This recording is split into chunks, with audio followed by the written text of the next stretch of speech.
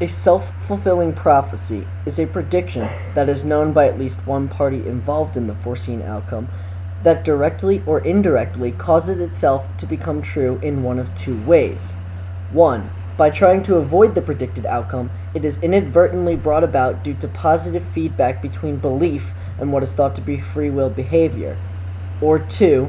By believing a prediction to be true, people consciously or unconsciously take action in an attempt to fulfill the prophecy and inevitably do.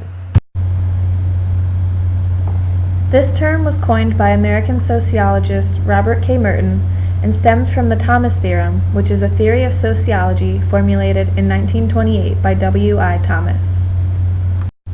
The Thomas theorem says that if men define situations as real, they are real in their consequences. According to Thomas, people react not only to the situations they are in, but also, and often primarily, to the way they perceive the situations and the meaning they assign to these perceptions.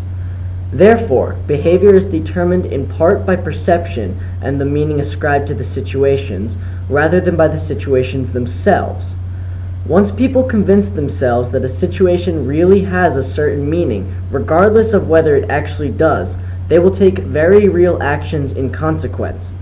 In the case of a self-fulfilling prophecy, the way a person perceives a situation causes them to act in a specific manner, which begins the positive feedback loop that ultimately leads to the fulfillment of the prophecy.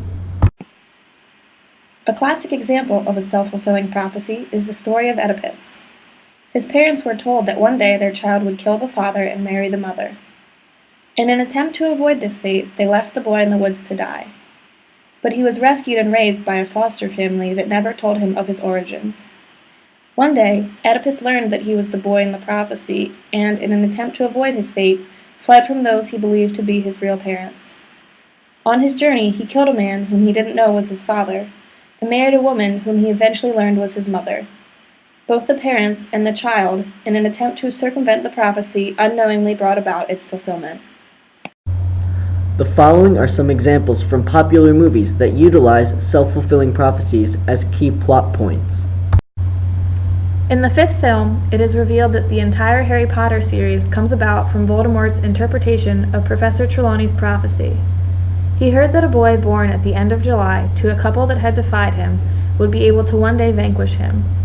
So in order to prevent the prophecy from coming true, he went to kill whom he thought the prophecy was referring to, either Harry Potter or Neville Longbottom, and inadvertently set in motion the chain of events that eventually led to his defeat and the prophecy's fulfillment at the end of the series.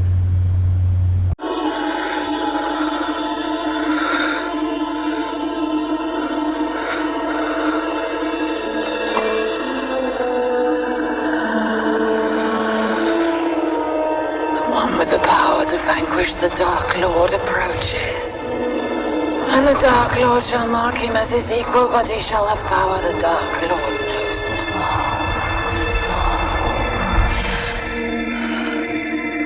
For neither can live while the other survives.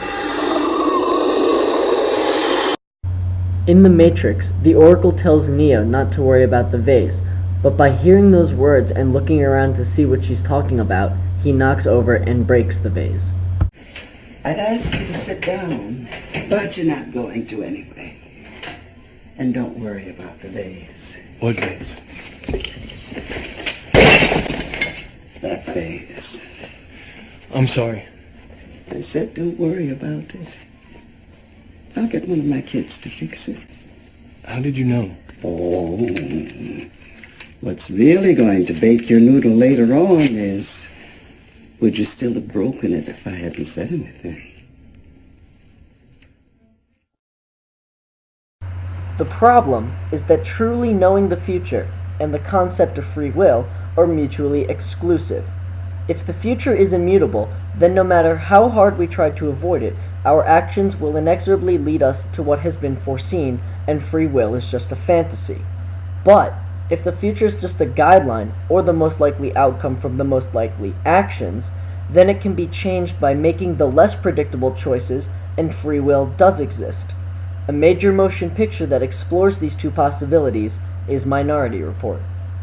But it's not the future if you stop it. Isn't that a fundamental paradox? Yes, it is. You're talking about predetermination, which happens all the time. Why'd you catch that? Because it was gonna fall. You're certain? Yeah. But it didn't fall. You caught it. The fact that you prevented it from happening doesn't change the fact that it was going to happen. This scene lays out the central argument of the movie. The future is immutable without outside intervention. But third-party forces, such as the pre-crime division, one's knowledge of the future, or Danny's hand in the previous scene, have the ability to alter it. Yet a chain of events has started, a chain that will lead you inexorably to his murder. Not if I stay away from him. How can you avoid a man you never met? So you won't help me? I can't help you. Nobody can. The precogs are never wrong. The creator of the precogs tells John that he is now part of a self-fulfilling prophecy, and he cannot avoid his fate. The future is immutable without outside intervention. If I know where that pipe leads, I want every team underground now. Doesn't matter, he wins. So I'll send my men to evac. We'll stop him in the reservoir. Gordon, she's in the room with him when he kills Crow. She's already a part of his future. John has just kidnapped the precog, Agatha, and is fleeing through the sewers. But Danny is working under the assumption that the future is unchanging, and therefore believes that trying to stop John from escaping would be futile, and that they shouldn't give chase. But pre-crime's job is to prevent the future, and they manage to track John to the mall, which leads to the following scene. Wait, No, we can't stop here. can you see the balloon man? Wait. Wait. What are we waiting for?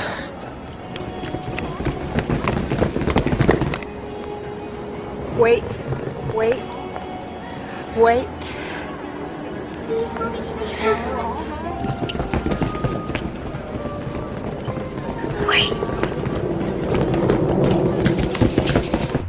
In this scene, the film begins to explore free will with regard to knowledge of the future.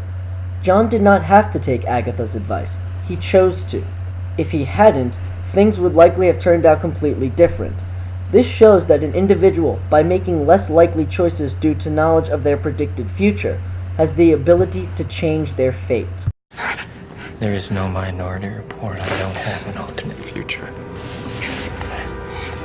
I am going to kill this man. You still have a choice. The others never saw that future. You still have a choice. Again, knowledge of your future gives you the ability to change it. Ultimately, Minority Report states two things. One, that the future is not immutable. It can be changed, but the change has to be facilitated by a third party that is not directly involved in the original outcome. And two, that in terms of self-fulfilling prophecies, free will exists and can be used to avoid your predicted fate. Finally, we leave you with some questions to ponder on free will and the future. Are any of our conscious decisions not based on our own predictions of the future?